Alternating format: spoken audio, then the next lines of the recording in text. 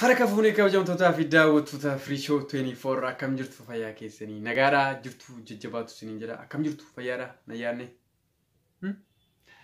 fayyaa keessanii jirtu jajjabaatu isiniin jecha har'a sagantaa bareedaa sagantaa waliin bohaartii kan kanaan dura isiniif darbaa ture jechuudha isiniif guyyaa 3 moo guyyaa 4 guyyaa 5 fa'i isinirraa tureera dhiifa manaaf godhaa jechuudha namoonni keessaan nagaggaafataan baay'een keessan jirtu chaanaaliin immoo guddataa jira gurratti isinitti himna waan ta'e wayitu jira yeroo biraa isinitti hima viidiyoodhumaan abbaayeen isinitti hima kanaaf sagantaa kanarratti akkuma ijoollee gurguddaa ijoollee xixiqqaa akkasumas immoo dargaggeessa namoota gurguddaa isiniif dhiyeessaa ture ammas ijoollee giddu galeessa jechuudha isiniif qabadhee dhiyaadheera kanaaf sagantaan sun sagantaa bareedaadha akkaataan itti deebisee akkaataan gaafatames bareedaadha sagantaa sana sun namoota sana maqaatuun hin duratti jechuudha namoonni chaanaalii kanaaf haaraa taatan subscribe gochuun warroonni duraan jirtan isii kana like gochuun jechuudha chaanaala keenya kana guddisuudhaan afaan Oromoo aartii afaan Oromoo ogbarruu afaan Oromoo akkasumas immoo dubbiidhuma dubbatamu afaan Oromoo keessatti jechuudha akka qoosaanii fi wantoonni nama bohaarsan jiran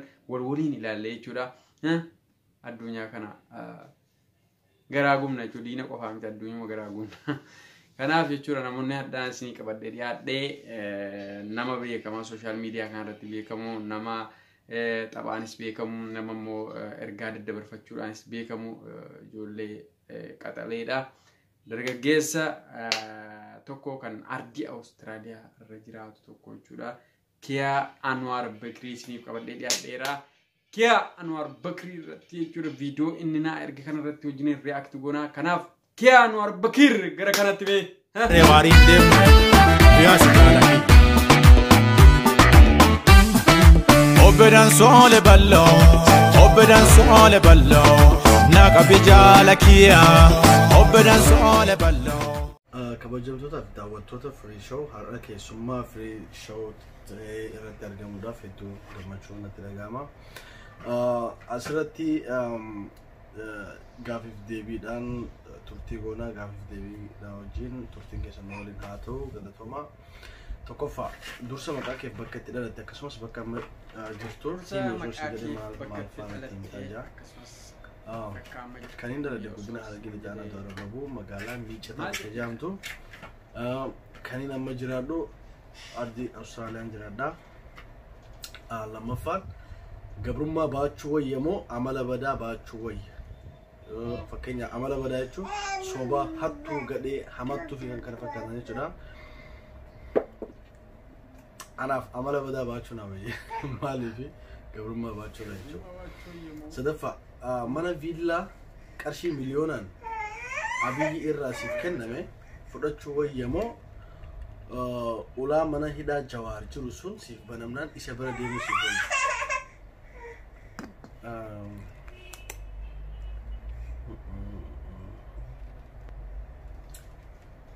Gaafiin tun hedduu cimtuudha. Mana viillaa qarshii miliyoonaan Abiyyi irraa siif kenname fudhachuu wayyamoo ulaa mana hidhaa Jawaar jiru siif banamee bira deemuu siif wayya. Okay. Maaliif achi deemuu na wayya maaliif yoo jette qabeenya hojjettee argachuu dandeessa yoo nama taafii taate jechuudha. Mana hidhaa hidhamtee isaan biratti argamu jechuun immoo akka nama mana kitaabaa seene tokkotti lakkaa'ama personal akka mataa kiyyaatti. Mana kitaabaa jarri kitaabaan dubbifameen dhumne jechuun waan ta'eef isaanirraa waa hedduun baradha waan ta'eef dhugaa dubbachuudhaaf mana hidhaa sanii filadhaa jechuudha. Afuraffaa biyya teessee halkan tokko biyya ormaa keessa isa bashannantu ni argita. Akkamitti argita garuu?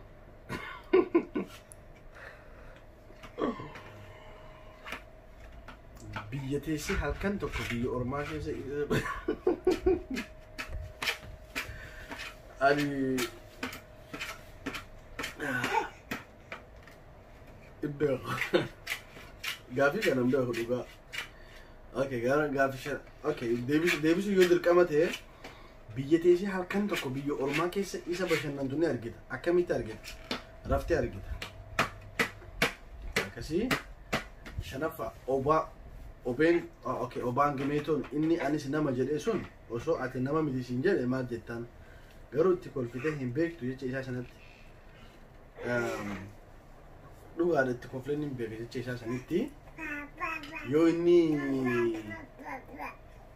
anis nama jedhemu ati nama midhaan jedhemu waan injoonii beeku ittumaan koflaan malee. Akkasii gaara gaafii jaafa obboleettii kee tokko filadhoo siin jedhame kan filattaa jira obboleessi kiyyaa obboleettii jira gaafii salphaadha kun obboleettii filadha.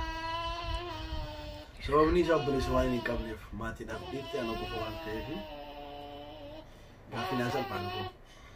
Torbaffaa ati yeroo beelate nyaata barbaadde sammuun kee yeroo beela'ee maal barbaada? Sammuun ni beelaa yeroo sammuun hin beela'u. Sammuun hin beela'u. Maaliif yaa gaafii loojikiitti yoo deemne yaa ni beelaa maal kitaaba fa'aa dubbisuu barbaada dhugaadha. Daayirektii akka ati gaafiin kun jedhutti garuu sammuun ni beelaa hin beela'u garaatu beelaa malee akkasi. Saddeetaffaa jireenya biyya duraan turte siif wayyamoo jireenya biyya ammaa sana wayyaa? Namoota mootaa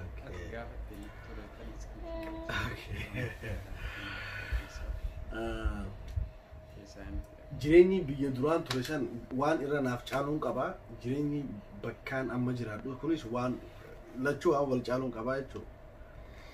Saniifuu muka kanuma biyya jiru mana ijaaran waan ta'eef asumaan filadhaa. Sagalaffaa bara furgugee gad jedhanii dabarsu jedhanii yoo furgugeen gad jette hoo akka godhu yoo furgugeen gad jette akkam godhu garaan ciisuu hin ta'u.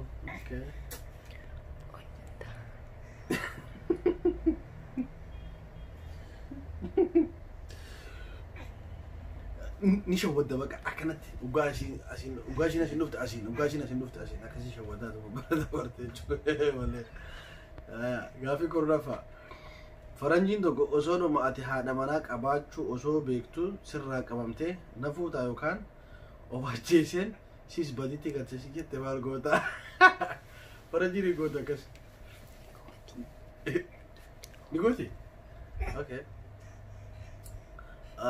Kaameraa duuba haadha manaatu deebisaan akka nu jira faranjiin ni gooti jettee yoo goote gaafii kana isumarraa hin dhagaa akkam yoo goote akkam haa gootu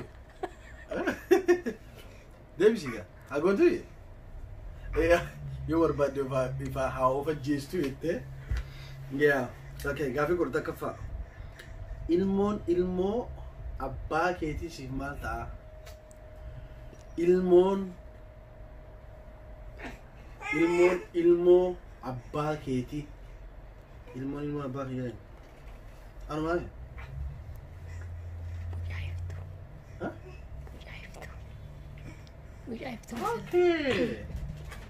Ilmoo abbaa kiyyaa ilmoo abbaa keetii anaaf eessumaan taafan eessuma yookaan wasiilatti olaaf jechuudha.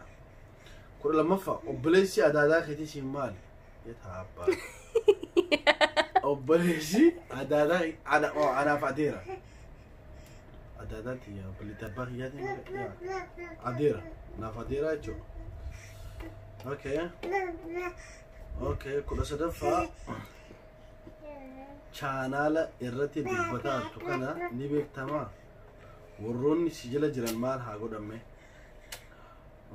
Chaanaala jiru kana yaa nin beeka chaanaala Saban Bon Free Show namoonni chaanaala kana subscribe godhin akka nu gargaartan hedduu wanti godhaa. Maaliif gaafii akkana nama wanti godhuun wal afeeruun kun sila baratame bareedaadha jeetiin yaada. So chaanaala Free Show subscribe godhaadha. Linkii isaallee wal ergaa inboxidha. Hedduu galatooma asirratti illee Free Show hedduu takkaan galatoomfadha. Turtiin keessan Free Show waliin haa ta'u haga qophii biraatiin qabannee isinii dhufnutti nagaatti. Galatooma.